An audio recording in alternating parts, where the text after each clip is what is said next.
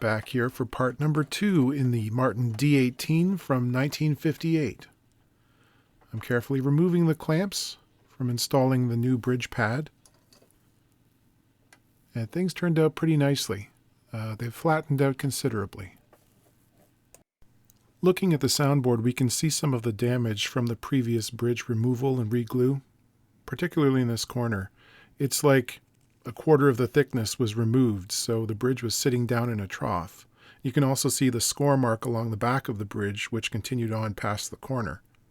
This kind of thing is frustrating when it comes to future repairs, because if the bridge needs to be removed again, there's no entry point for the blade, and you end up with this situation where it splits right down through the wood. To a lesser extent, this can also happen on guitars with extremely thick polyester finishes. Anything more than about 0.04 of an inch or 0.1 millimeters in thickness, and it gets difficult to pull them off cleanly because a portion of the wood is situated below the surface. So I'm going to inlay some material in the extremely thin areas. There were some spots along the front edge of the bridge that were just like paper thin. So I'll flatten the areas off with a scraper and sandpaper on a block, and I'll cut some pieces of spruce, which I'll leave thick so that they're stiff enough to act like their own caul, and I'll glue those in place. Those, of course, will need to be pared down afterwards, and then sanded so they're flush and level. Right, recreating a bridge should be an easy task, but there are a bunch of subtleties. The first thing is kind of dimensional. There are various replacement Martin bridges on the market geared towards repair that are generally oversized by quite a bit, and oversized for a modern Martin bridge. We mentioned previously that the older ones, from the 30s, 40s, 50s, they tend to be slightly narrower, and the shapes can be a little bit different. So, if you're a person who looks at a lot of Martin guitars, if you put one of the new replacement bridges on, they tend to stick out like a sore thumb because they're too big. The other thing is, as I also alluded to before, the shape of the bridge changed slightly over the years.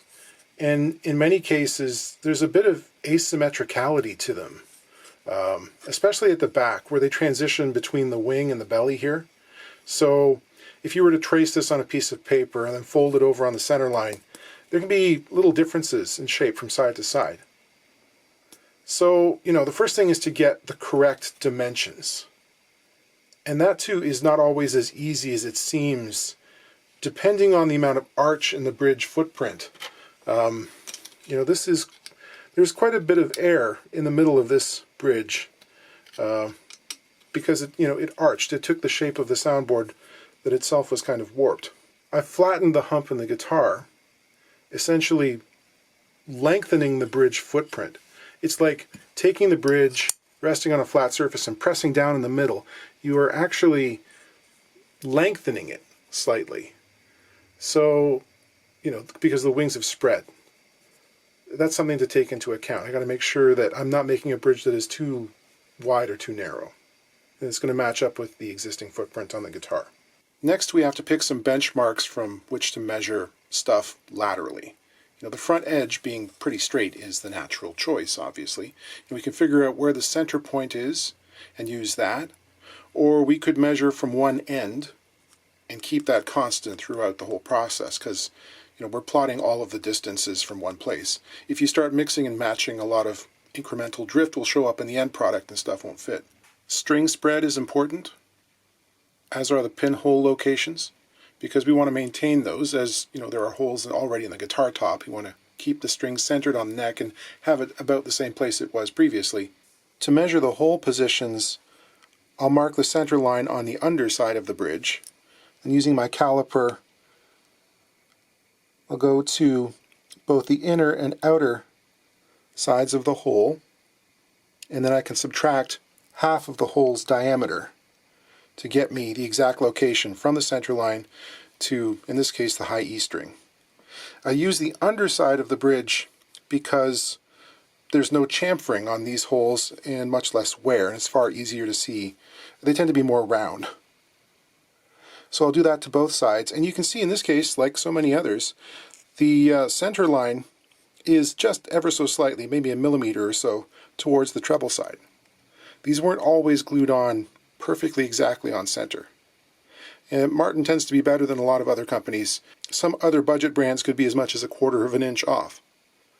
Now I can measure the spacing from hole to hole in the same way and plot the exact center of each. So the string spread on this guitar happens to be 2.135 inches, shifted about 7/1000ths towards the treble side. Okay, the actual string spread between the centers of the outside strings on this guitar is 2.135 inches. That's slightly narrower than the book standard for this model. But when I look at the string grooves filed into the bridge top, they actually splay slightly, adding about 30/1000ths to that measurement. Do the same measurement for the front edge of the bridge. Ended up with 750/1000ths to the back side, minus half the diameter, which happens to be 200/1000ths, giving me a center line of 650/1000ths from the front edge of the bridge. That's another measurement that changes from era to era, so don't quote me on it. Your guitar may differ. Measuring the string-to-string spacing, there is some slight discrepancy. It's not perfectly even, but it's also not graduated in a way that would make you think that it was done on purpose. So I'm going to go pretty even. It's not like we're going to mess up the string holes through the soundboard. And since it's got a brand new bridge pad, that's not such a big issue. I'll lightly mark those with the point of an awl. I'm drilling these holes with a 3/16 inch brad point bit, which is just under 5 millimeters. And I'm not going all the way through to the other side. I'm leaving a little bit of material on the underside.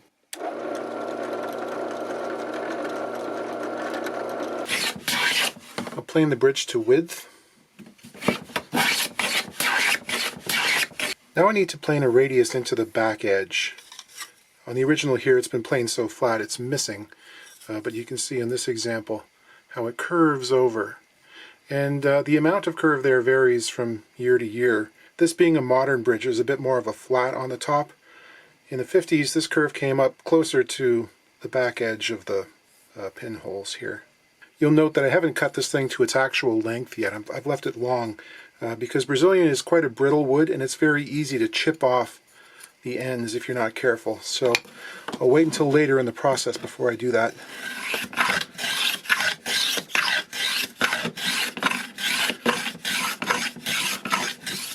Okay, with holes drilled and the back edge contoured, I can now plane a radius into the top of the bridge.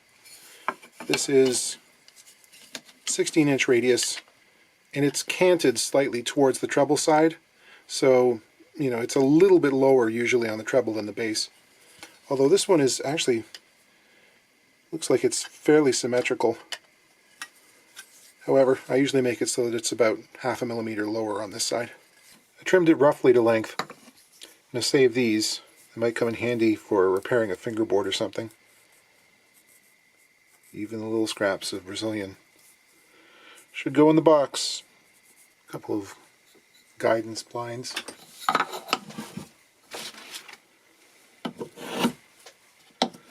So I'll plane the arch into it.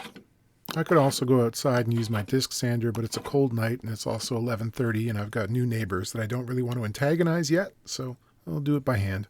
There is a little bit of a knot shadow which has appeared at the end of the wing here. Couldn't see it before we started planing, but that's one of the joys of Brazilian rosewood. And of course anything that looks like it might be unstable at some point, I'm going to flood with CA glue, thin glue. Just really get that down in there. Just because. There's also one that was sort of in the center here. That's just variation in the grain. It planed fine. So I'll leave that. But this one I definitely want to put some glue into. I'll finish off with a scraper. Yes, you could do it on a sander. I got one piece of this stuff and I'm not going to mess it up.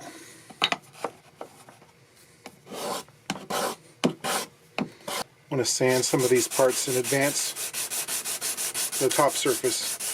specifically, because I don't want to be hitting it with heavy grit sandpaper after I've cut the hollows for the wings.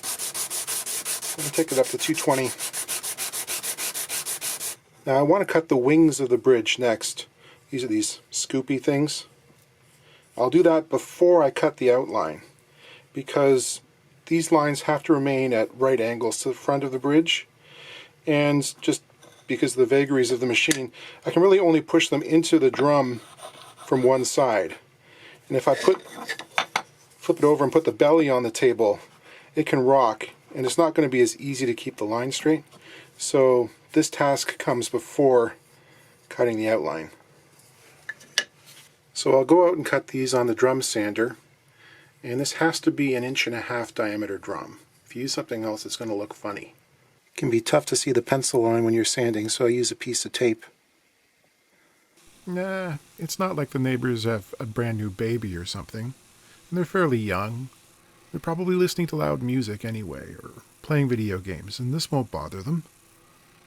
Cutting the outline really is best done with a router, so I'm going to take the time and make a little template here. I'll sand the wings with some 220 grit on a dowel here, maybe use a scraper. Although this is overkill because Martin for D-18s really didn't expend a whole lot of effort like they did for their upper end models. You see some deep scratches on the wings of the original. Here I'm using tape and super glue to hold the bridge to the routing template. And onto the router table. Taking little passes, again because Brazilian can be kind of chippy. I'll sand the ends to length, make sure they're square. I've protected the base of the bridge with some plastic packing tape because I want to put a coat of oil on before it gets glued to the guitar. This acts as a bit of a resist and makes cleanup easier. With sandpaper taped to the outline of the bridge, I can sand it to shape. Before gluing on a rosewood bridge, I always like to clean the underside with some acetone first. Hide glue. Gotta be quick about these things. I use a couple of 3/16 inch machine screws with some tape wrapped around them so they're a good snug fit in the holes to act as a positioning agent. I'll make sure that everything is where I want it, and then I'll clamp it in place.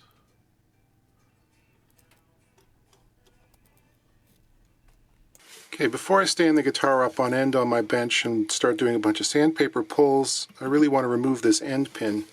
This is not original. It's kind of poorly fit, and I think it's of a different taper than the one that's in the guitar. It seems to have been forced into place. It's snug enough that I can't remove it by hand, which I suppose is a good thing, but it may also have been glued. I'm going to use the soft jaw pliers here. See if we can manipulate that.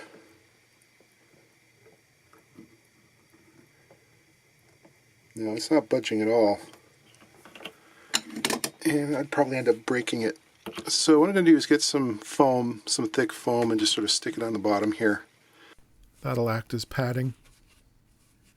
Then it's on to the usual thing with the sandpaper, pulling it through the joint, increasing the neck angle relative to the body. The first few passes are always a little bit difficult. I brush away all of the dust and any sanding abrasive grit that may have fallen off. And do that for about 20 minutes. Every so often I monitor my progress with a straight edge on top of the frets, and I'm looking for it to come just over the top surface of the bridge. I've glued some mahogany wedges to the cheeks of the dovetail, and I'll sand that to fit really snugly in the pocket so there's no rocking back and forth or anywhere.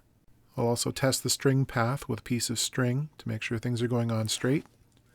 I need to make a shim for the fingerboard extension, which I'm planing out of a piece of holly. Nothing particularly magical about holly in this case, it's a veneer of an appropriate thickness and it planes well. I'll glue that in place. When it's dry, I'll trim it to fit with a hand plane and some sandpaper, and I'll color the edge, the exposed white wood, with some marker and a quick coat of shellac. I neglected to film the glue up, but I did want to show off this caul here, which has a cutout in it that goes around the front brace Don't really want to be clamping onto one of these braces. This provides a secure anchor point. Okay, I've calculated the line for my saddle slot, and I've got a shim here for the appropriate depth, which is going to be around 3 millimeters. In this case, I know there's apt to be a certain amount of forward roll to the bridge, and to counteract that, I've added a couple of strips of tape along the front edge of my router base plate. So this is effectively tipping the router backwards in this direction, which is going to compensate for that forward roll a little bit and keep the saddle more upright when it's in the working position. I'm just going to set the depth in the center of the bridge here and check and make sure I've got enough runway in both directions. As this saddle slot is long, of course, being a through saddle, it's got to go all the way through into open space on either side. And I'm ready to go. I want a good snug fit, even though this saddle is eventually going to be glued into place. Polishing, polishing, polishing. Here I'm drilling the pinholes through the new bridge pad. I'm backing the work up with a block on the inside so that I don't splinter everything all to pieces. I'll ream the holes to fit. This has a motley collection of pegs from various different eras. I'll use a thin burr and my Dremel tool to start the string slots. These aren't great big ramps, they're just big enough to allow the string to enter the slot that's cut in the pin. I'll mark the ends of the saddle and ramp those up. Through saddles are glued in place, in this case with a little fish glue. This adds a structural security to them. With a through saddle, they're apt to crack the front of the bridge right off if they're not glued in place. Some people think they sound better too. Here's one for the people who like to use boiled linseed oil on fretboards. This is a pretty good demonstration of it. Over time, that really oxidizes and turns very dark, to the point where a rosewood board doesn't really look like rosewood anymore. You lose all the character of the grain and it appears more like ebony, which is, nothing wrong with that.